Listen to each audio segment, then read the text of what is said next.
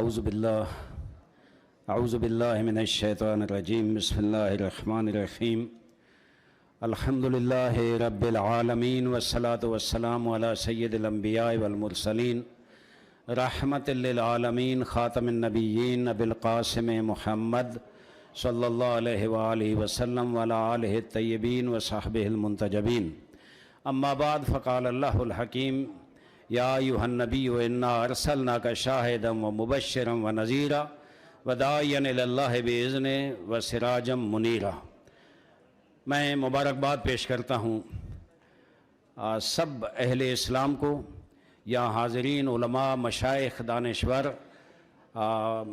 خواتین و حضرات، سب کو ایسے مرحلے پہ ہم یہاں اکٹھے ہیں جب محور وحدت، محسن انسانیت، فخر موجودات، غرض خلقت کائنات، سید المرسلین، رحمت للعالمین، خاتم النبیین حضرت محمد مصطفیٰ صلی اللہ علیہ وآلہ وسلم کی ولادت باسعادت کے مقدس اور مبارک ایام ہیں۔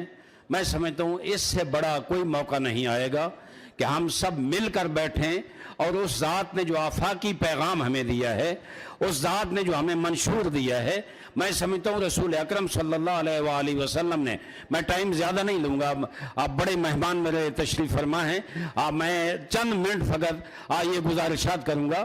حضور اکرم صلی اللہ علیہ وآلہ وسلم نے جو آفاقی پیغام دیا ہے انسانیت کے لیے، جو ہمارے لیے اور ہمیں اچھا انسان بن کر زندگی کرنے کی، میں سمجھتا ہوں وہ وحدت کا پیغام ہے۔ اور جو منشور دیا ہے، توجہ رکھنا، جو ان کا منشور ہے وہ کامل ترین منشور ہے، جو انہوں نے آئین دیا ہے وہ جامع ترین آئین ہے، اور وہ قرآن کریم ہے، منشور حیات انسانی اور آئین زندگی بشر۔ اس سے بڑا نہ کوئی آئین ہے نہ کوئی منشور ہے، وہ ہمیں دیا، ہم لے کر اگر آگے بڑھیں۔ میں سمجھتا ہوں یہ خوبصورت پروگرام جو ہے، میں مبارکباد پیش کروں گا مؤسسہ امام حسین فاؤنڈیشن کے جو ذمہ دار آئے ہوئے ہیں، حجت الاسلام والمسلمین جناب آغا سید احسان الحکیم صاحب، خدا ان کی زندگی دراز کرے۔ اس مقدس موقع پہ ہمیں اکٹھا کیا، میں ان کو بھی مبارکباد پیش کرتا ہوں، ان کا شکریہ ادا کرتا ہوں اس کامیاب پروگرام کرنے پہ۔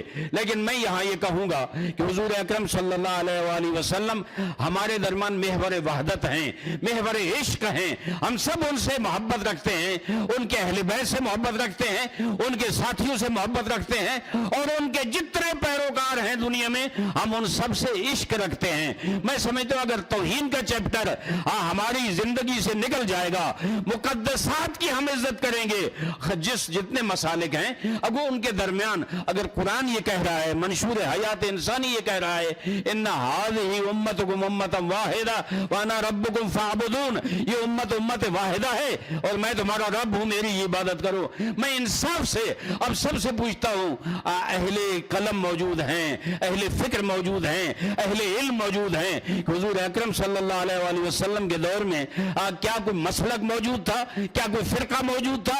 اسلام تھا۔ امام حسین نے قیام فرمایا، اسلام تھا۔ حضور کے بعد خلفائے راشدین کا دور آیا، اسلام تھا۔ کوئی فرقہ نہیں تھا، کوئی مسلک نہیں تھا۔ آج کتنی بدقسمتی ہے امت مسلمہ کی کہ ہمارا دشمن ہمارے خلاف ید واحدہ ہو کے اسرائیل کے پشت پہ کھڑے ہو کے غزہ پہ ظلم کر رہا ہے، انڈیا کی پشت پہ کھڑے ہو کے کشمیر کو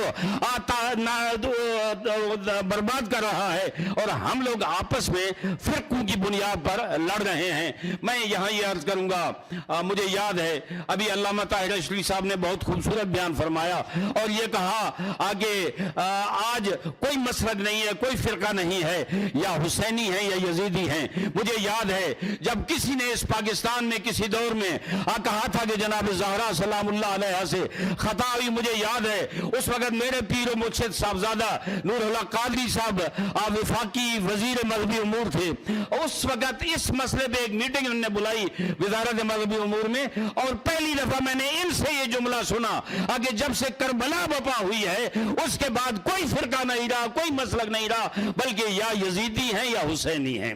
اب ہم نے یہ فیصلہ کرنا ہے کہ ہم کون سی صف میں ہیں. اگر میں افتراق ڈالوں گا، اگر میں امت میں انتشار ڈالوں گا، اگر میں شدت پسندی کا شکار ہوں گا، اگر میں انتہا پسندی کی طرف جاؤں گا، اگر میں امت کو لڑانے کی طرف جاؤں گا اور دہشت گردی کی طرف جاؤں گا اور امت کو آپس میں دست پہ گریبان کرنے کے لیے، آپ پیغمبر نے تو یہ کہا ہے آگے یہ امت واحدہ ہے. قرآن یہ کہتا ہے لا تنازعوا فتفشلوا وتذهب ريحكم. اور امام حسین نے کیا پیغام دیا ہے؟ آئیں اگر کربلا سے امام کو وہ پیغام سنیں. اور جب مدینے سے چلے تھے فرمایا تھا اريد ان آمر بالمعروف وانهى عن المنکر واسیر بسیرت جدی محمد المصطفى وابی علی المرتضی. فرمایا تھا کہ میں نکل رہا ہوں اس امت کی اصلاح کے لیے.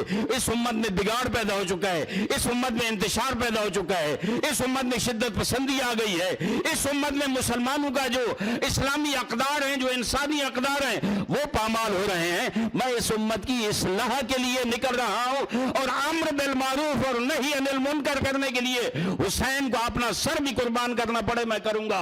اور کربلا کے میدان میں آج جب کوئی نہیں رہا نا، سب شہید ہو گئے. ایک جملہ فرمایا الا ترون ان الحق لا يعمل به وان الباطل لا يتناهى عنه. کیا نہیں دیکھ رہے ہو کہ حق پہ عمل نہیں ہو رہا، باطل سے رکا نہیں جا رہا؟